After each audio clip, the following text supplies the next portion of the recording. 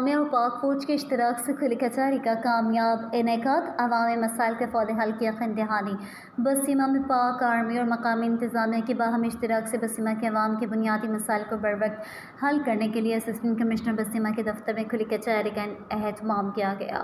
تقریب میں deputy commissioner واشق Abdul Majeed سربراہ کی سربراہی میں پاک فوج کے اسران، واشق کے مختلف محکمہ جات کے ضلعی اسران اور مقامی نمائندوں نے شرکت کی۔ کھلی کچہری میں بسیما کے شہریوں نے اپنے اہم مسائل پیش کیے، جن میں امن و امان کی بہتری کے لیے اقدامات، منشیات کی پھیلاؤ کی روک تھام اور اس کے خلاف سخت کارروائی، دیگر بنیادی سہولیات، پانی، بجلی، صفائی، تعلیم، صحت کے مسائل شامل تھے۔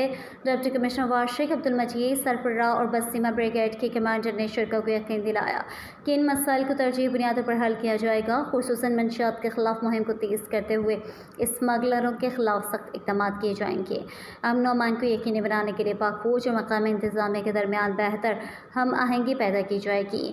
بنیادی سہولیات کی فراہمی کے لیے متعلقہ محکموں کو ہدایات جاری کی گئی ہیں۔ اس موقع پر ڈپٹی کمشنر واشق نے زور دیا کہ کھلی کچہری جیسے اقدامات سے عوام اور ریاست کے درمیان اعتماد بڑھتا ہے۔ انہوں نے کہا کہ پاک آرمی اور انتظامیہ مل کر عوامی مسائل کے حل کے لیے پرعزم ہیں۔